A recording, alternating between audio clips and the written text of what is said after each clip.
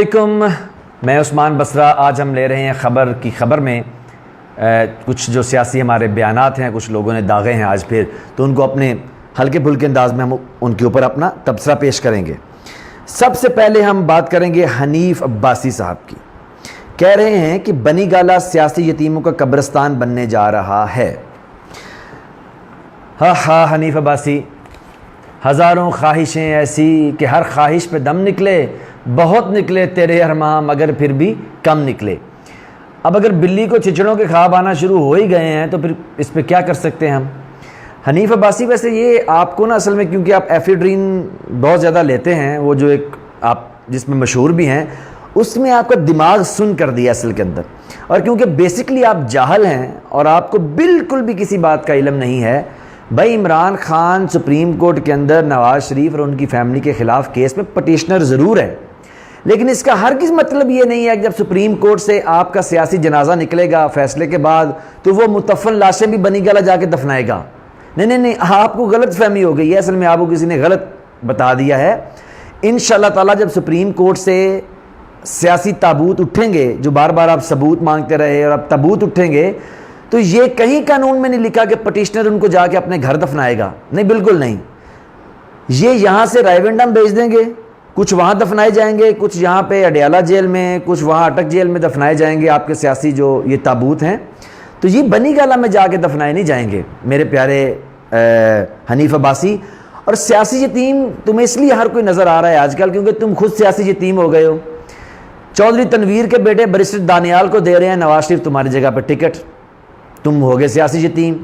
NH56 से तुम्हें इमरान खान ने हमेशा के लिए सियासत में दफन कर दिया है। इसलिए मेरे प्यारे भाई, चोर को हर चीज़ चोर ही नज़र आती है, तुम को हर बंदा ही सियासी यतीम नज़र आ रहा है। तो मेरे अल्लाह ने चाहा तो वहाँ से सियासी जनाजे बड़े उठेंगे, दफनाएंगे हम उनको वहाँ बनी गाला में नहीं। इसके लिए कब्रें अपनी अपनी आप खुद इंतज़ाम करें इन मुतफ़न लाशों को ले जाने के लिए।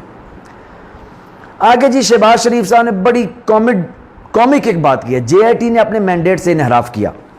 बिल्कुल, आप शहबाज शरीफ साहब ठीक कह रहे हैं कि JIT ने जो मैंडेट नहीं दिया गया था आपकी तलाशी सही तरह से लेने का, तो उसने सही तरह जो ले ली है और पैसे आपके कोने खुदरों से निकाल लिए हैं, तो इनहराफ तो उन्होंने किया है। हालांकि उन्होंने कहा था कि हम बिल्कुल आम सी तलाशी लेंगे। तो मुझे एक वाकया याद आ रहा है। एक मेले के अंदर एक शख्स जा रहा था तो उसकी जेब काट ली साथ वाले जेब कतरे ने। अब जेब कतरा बड़ा ख़ानदानी जेब कतरा था, प्रोफेशनल जेब कतरा था। उसके वालिद भी जेब कतरे रहे थे, उसके बच्चे भी जेब कतरे थे। तो ये एक गॉड फादर किस्म का जेब कतरा था। तो उसने क्या किया कि फ़ौरन पैसे निकाल के तो अपनी जेब में हाथ डाला और वहाँ के गायब कर दिए। अब वो जो शख्स था बेचारा चिल्लाना शुरू हो गया, कहना इस बंदे ने मेरी जेब काट ली है और पैसे इसने अपनी जेब में डाले हैं।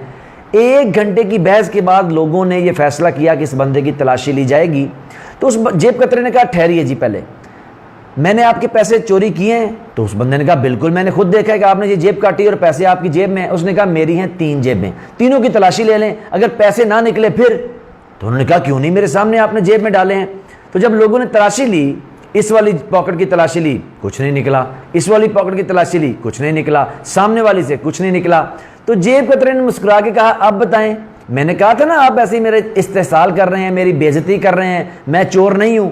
इत्तेफाक से एक शख्स की नज़र पड़ी और पैसे जो थे, जो जहाँ पे नाला डालते हैं ना जी, आज़रबंद जो होता है, तो वहाँ पे उसने पैसे गुचड़े हुए थे। तो उसने कहा, देखिए पैसे लगता है यहाँ पे हैं।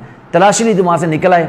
अब जेब कतरे ने जो वहाँ पे बात उठाई थी, कानूनी नुक्ता, शहबाज शरीफ साहब आपने भी वही उठा दिया है। जेब कतरे ने कहा कि मेरे तो आपसे TOR तय हुए थे कि इन 3 जेबों में से पैसे आप कहीं से निकाल लें।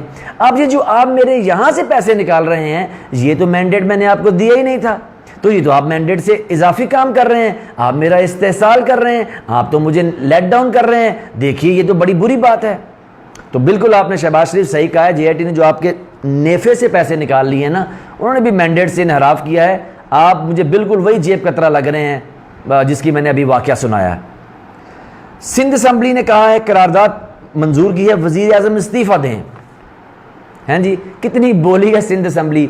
ये लिखा ही नहीं कि इस्तीफ़ा कहाँ से बनवा के दें, कतर से मंगवा के दें, यहाँ UAE से बनवा के दें, दुबई से, जद्दा से मंगवा के दें, या वो बाहर इंग्लैंड से बनवा के दें। देखें सिंध असम्बली वालों, आप बड़े असल में भोले लोग हैं। इतने भोले तो खैर आप नहीं हैं, मतलब कि आम लोगों से तो आप भी उनको बेच के खा जाएं। लेकिन जिस बंदे से आप इस्तीफ़ा मांग रहे हैं ना, उसके पास कागजात बनवाने के 5-6 मुख्तलिफ ज़राए हैं। शालमी से बना सकता है, उर्दू बाज़ार से, शादमान से, दुबई से, फिर वहाँ कतर से। अब आप ये भी तो मेंशन करें ना उसके अंदर कि इस्तीफ़ा कहाँ से बनवा के दें आपको। फिर ये ना हो कि वो कैलिबरी फॉन्ट में लिखवा के इस्तीफ़ा तो सारी जगहों से बनवा के आपको दे दें, फिर आपको असली इस्तीफ़ा कैसे ढूंढेंगे उसमें से कौन सा है। तो ये इसलिए आप वज़ीर आज़म साहब को कैटेगोरिकली बताएं कि आपको पाकिस्तान से बना हुआ उनका इस्तीफ़ा चाहिए या कतर से मंगवा के दें, इम्पोर्टेड चाहिए कि लोकल चाहिए। अच्छा, आगे वो एक मीर शकीलुर रहमान साहब कह रहे हैं पाकिस्तान में खिदमत की सहाफ़त कर रहा हूँ। मीर शकील साहब, सहाफ़त से आप खिदमत तो करवा रहे हैं हुकूमतों से अपनी, और पाकिस्तान के अंदर बोरी बंद सहाफ़त का आपने आगाज़ किया है। और सहाफ़ी तो आप बिल्कुल नहीं, आपका तो ये कारोबार है, आपने ये ठेला लगाया हुआ है, आपकी ये दुकान है दरअसल में आपकी, और आपकी ये की दलाली की किस्म की दुकान बन गई है। तो आपकी खिदमत सहाफ़त के ज़रिए तो बड़ी हो रही है, लेकिन सहाफ़त के ज़रिए आप खिदमत कर रहे हैं, ये आपने बड़ा अजीब बात कर दी है।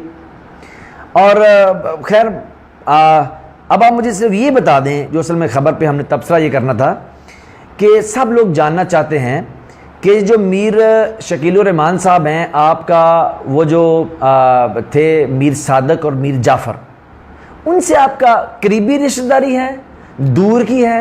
वो आपके ननियाल में से हैं, ददयाल में से हैं, खालू थे, फूफा थे, किधर से आपकी उनसे रिश्तेदारी है? क्योंकि असल में वो कब्र में लेटे हुए सोच रहे होंगे, यार हमने तो वो अपना टीपू सुल्तान की कमर में छुरा गोंपा था गद्दारी करके, ये जो हमारा बच्चा है मीर शकीलुर रहमान, ये भी पूरी कौम के पीठ में छुरा गोंप रहा है, तो ये बड़ा ज़बरदस्त बच्चा है। तो आप सिर्फ ना उनकी रूहों के सुकून के लिए मैं बता दें कि उनकी आपसे रिश्तेदारी क्या थी। अच्छा, मरियम औरंगज़ेब कह रही हैं तब्दीली का नारा लगाकर खैबर पख्तूनख्वा को धोखा दिया गया है, और ये बात वो पंजाब के पटवारियों, पुलिस वालों और बाकी जो जहाँ पे महकमों के लुटेरे हैं उनके बिहाफ पे कह रही हैं। क्योंकि वहाँ खैबर पख्तूनख्वा में तो थाने भी अल्हम्दुलिल्लाह ठीक हो गए हैं, सेहत का निज़ाम ठीक हो गया है, तालीम का निज़ाम ठीक हो रहा है, रिश्वत वहाँ को ले नहीं रहा। तो पंजाब के अंदर जो एडमिनिस्ट्रेशन है वो मरियम औरंगज़ेब को असल में ये कह रही है कि देखें वो जो खैबर पख्तूनख्वा वाले हैं वो कितना धोखा दे रहे हैं वहाँ पर, वो हमारे जैसा काम नहीं कर रहे। तो मरियम, ये आपकी बात ठीक है कि ये इमरान खान ने वहाँ पर ये सारे काम करके ना तो जो रिवायत को तोड़ा है, तो जारी बात है धोखा ही है ना। इधर रिवायत और है, सिंध में और है, बलूचिस्तान में और है, केपी में और है। तो ये मैं आपकी बात से एग्री करता हूँ। हम खान साहब को भी इसमें ऑन बोर्ड करेंगे कि ये इतनी बड़ी धोखाधड़ी हो रही है, बाकी लोग बड़ा एहतजाज कर रहे हैं। अच्छा, मरियम नवाज़ सफदर ने भी आज एक ट्वीट किया है, कहती हैं तुम हसद कर सकते हो, कुड़ सकते हो, लेकिन दूसरों की किस्मत से लड़ नहीं सकते।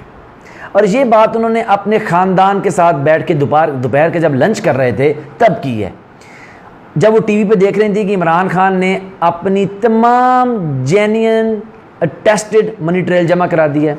तो फिर उन्होंने कहा देखा ना, अब हम इमरान खान को कैसे पकड़ें, अब उसकी किस्मत ही अच्छी है, वो अपनी किस्मत से बच निकलता है। तो मरियम, हाँ आपने बिल्कुल ये सही कहा है कि हम दूसरों की किस्मत से नहीं लड़ सकते। तो बहरहाल आपके पास बोलने के लिए आपकी पटारी में कोई एक झूठ है, आपकी पटारी तो हाइब्रिड किस्म के झूठों से भरी हुई है। तो कोई बात नहीं, आप रेंट स्पोक्स पर्सन की मीटिंग बुलाएं और कोई हाइब्रिड नया झूठ बनाएं, अपना कारोबार जारी रखें आप, ठीक है। लेकिन आपकी बात ठीक है कि अब किस्मत से कौन लड़ सकता है।